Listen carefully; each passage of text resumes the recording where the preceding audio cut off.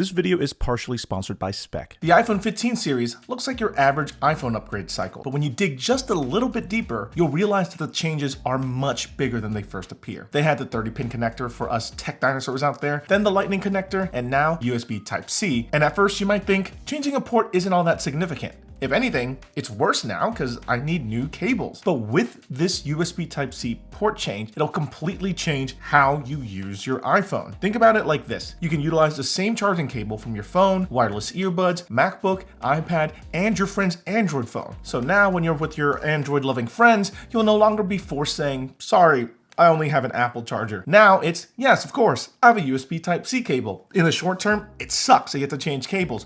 But in the long term, the benefits don't stop. USB Type-C also opens the door to new accessories that were designed for other devices to be used on the iPhone. You can see the potential of this port just by looking at Apple's other devices like the Mac or iPad. You can actually plug in any random USB Type-C device and it works perfectly on those devices without the need for specific dongles. But with Lightning iPhones in the past, you needed dongles with Lightning ports to plug in different peripherals and accessories. But now, with the USB Type-C iPhone, you can just take any random USB Type-C hub, USB-C cable, or USB-C device and plug it into your phone and just use it just like that. So with this port, it opens the door for you to use accessories that weren't necessarily designed for your phone, but already had other devices in mind, like Gamepads or thermal cameras or external SSDs to quickly save photos and videos to. You can even plug your iPhone directly into a monitor to mirror the iPhone screen on that monitor or display. USB Type-C improves the iPhone's compatibility with all the other tech around it because, let's face it, most tech and most new tech you buy today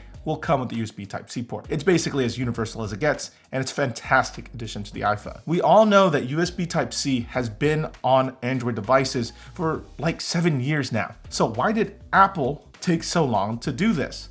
And why now? Well, because it's actually illegal for them to use Lightning on their phones now. Okay, that came out a little dramatic. A law was passed in the EU that required new phones to use USB Type-C by December 2024. That includes Apple, who before this only used Lightning. So Apple took this opportunity to switch all their phones to USB Type-C over a year early. So that next year, they'll have 2 generations of iPhones on their store with USB Type-C in the EU. So with the addition of this new port, I actually started trying a bunch of USB Type-C accessories that I think would be really nice to use with the iPhone to see if it actually works. Like, well, external SSDs. I hate that thing that everyone does when they run out of space on their phone, and full disclosure, I do it too. When you run out of space, you start deleting all the apps that you think you don't use anymore or any photos and videos that might be useful, but in the moment you think isn't very useful to have anymore, just to fill it up with more apps, photos, and videos, just to take up the space again and repeating the process maybe a few weeks or months down the line. Some of us don't want to spend more money on storage on a phone that will outgrow in 3 or 4 years. These SSDs give you a ton of storage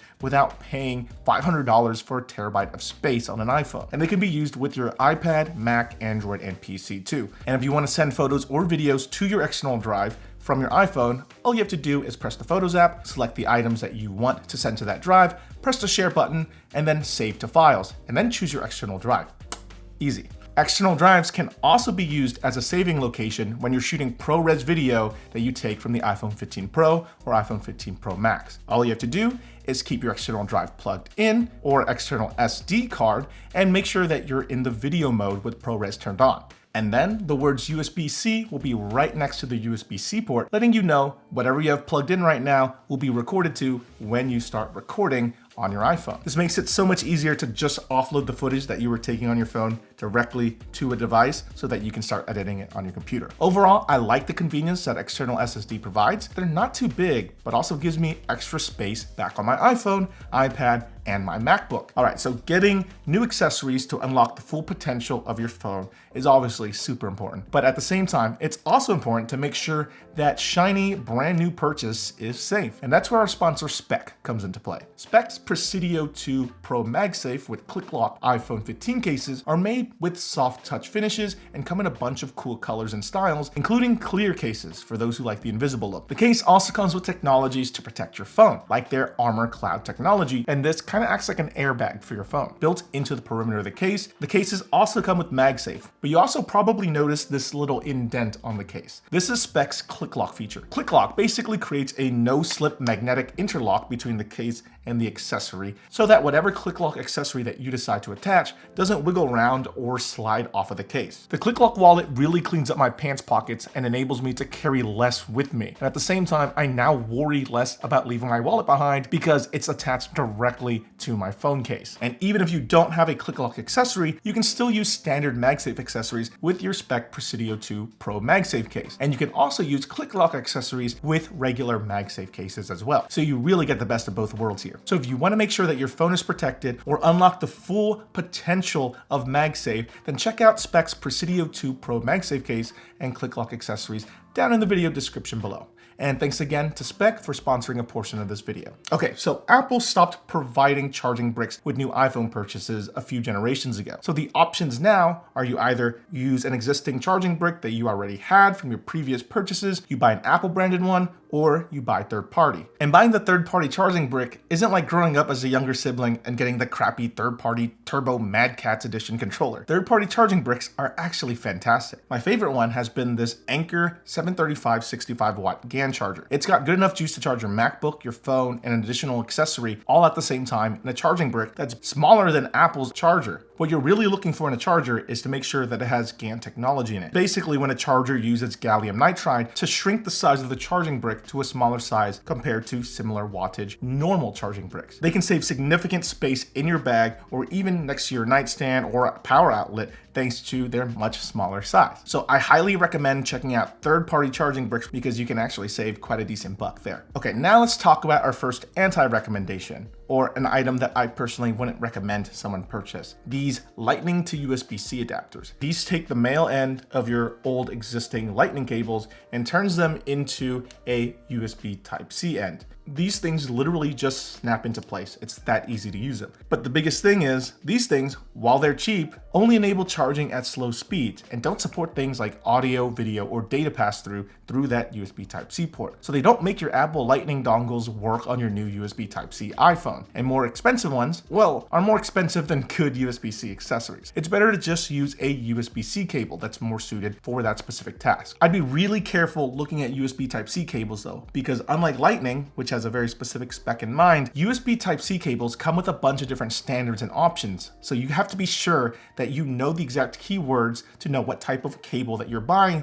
to make sure it has all the different things that you're looking for. Like, does that cable support data transfer and how fast? And how much power, wattage can this cable support? And does this cable support displays? The more features and more power that the cable has, the more expensive it is too. Also, stay away from Thunderbolt 3 and Thunderbolt 4 cables. These use the same port shape as USB-C ports, and while these cables might work with your iPhone 15, they're also much more expensive and completely unnecessary for your phone. It's like putting premium gas in a basic car. It doesn't really benefit the car, but the only thing that's really feeling it is your wallet because it's paying for it. But interestingly enough, I did try to use Apple's Studio Display, which uses a Thunderbolt 3 cable, and it did work with the iPhone 15 Pro at least, to charge it and for display. All right, so during the Apple event, Apple really liked highlighting the gaming potential of the iPhone 15 Pro. And I say that with an asterisk here because I used to play Genshin Impact a ton last year, which had a prominent spot on that keynote. Honestly though, the main takeaway I had from that keynote is that I'm just glad they gave my girl Yanfei some screen time. There's like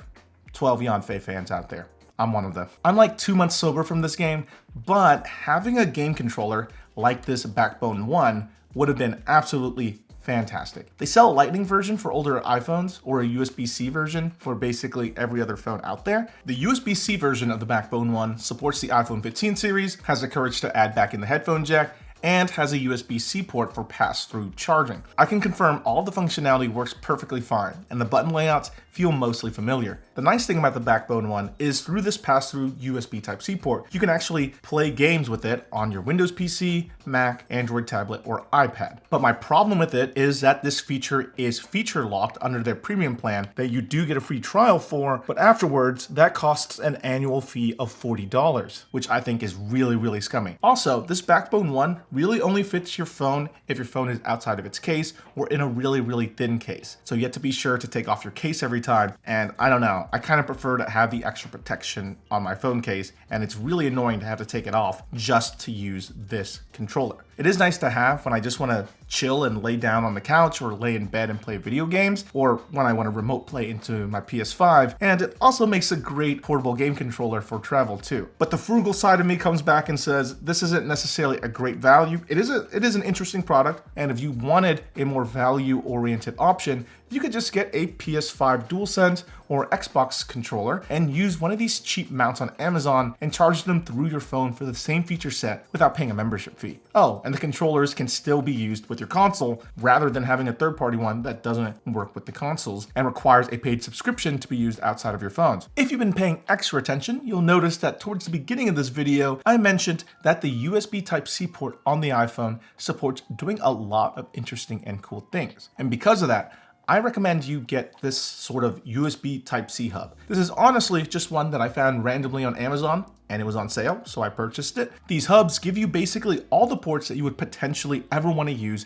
with your iPhone. Each hub will be slightly different, but depending on what's on the hub, it enables you to do different things with your phone, like video, audio, charging, and data. These things were made more for someone's laptop that has USB Type-C ports and nothing else. So really, these type of USB-C hubs become sort of a Swiss Army knife for tech ports because you can use it with your computer, tablet, and now your phone. Just for example, right? This one comes with an HDMI port. So if I plug this into my iPhone and then plug an HDMI cable into this hub and then the HDMI cable onto a monitor or TV, I can see what's happening on my phone screen on that monitor or TV. I can plug in SD cards into this hub and plug this into my phone and see what's on those SD cards and move things on and off those SD cards on my phone. And then you can use one of the remaining USB-A ports to plug in different accessories to your phone or use the USB Type-C port to charge your phone. It's nice that this small little hub works with all of your different devices. USB Type-C iPhones have this cool feature where they can charge other USB-C devices through the iPhone's USB-C port. And the best part, even non-Apple ones. This basically turns your iPhone 15 into a battery bank for other devices. They also updated their AirPods lineup with USB Type-C. And if you ever own AirPods or AirPods Pro, you know that they work seamlessly if you own a bunch of Apple products. But the moment you want to use them with other devices, pairing them and changing all the different settings can be a huge pain. So if you have an iPhone, but not a lot of other Apple products, I'd look at wireless earbuds with USB Type-C ports that have multi-point capabilities, like the WF-1000XM5s from Sony. Basically, multi-point enables these to pair to multiple devices and switch between them. I really like the WF-1000XM5s because you get a ton of customizability in Sony's headphones app. And feature for feature, spec for spec, these Sonys match up to AirPod Pros really, really well. But if you're primarily using Apple products, AirPods are the way to go. But just know that there are great competition out there, and with the iPhone's ability to charge other devices directly off of its USB Type-C port, these are definitely a great option too. And lastly, while this is not necessarily USB Type-C, this will help you in the transition from Lightning to USB Type-C. And these are MagSafe accessories. MagSafe accessories can be used with all iPhones, starting with the iPhone 12. So to save you some time and save me some time and not repeat myself, I've actually made a video talking about the wonderful world of MagSafe accessories already, up here in this link, so check that out if you're interested. But that also leads us to our conclusion of this video. Has USB Type-C made the iPhone better? Before the addition of the USB Type-C port on the iPhone, I kind of refrained from buying Lightning accessories beyond charging cables. I didn't really think that they were worth the money because they were accessories that were built and only functioned with specific iPhones and iPads. But now, everything can be interconnected together.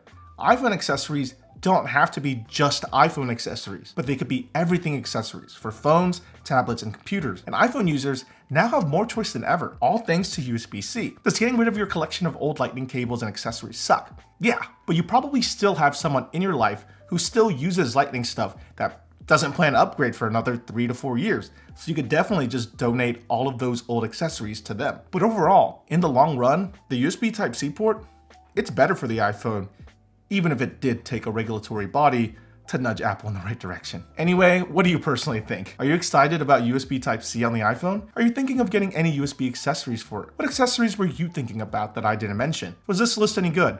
Let me know in the comment section below, and well, I'll see you all next time.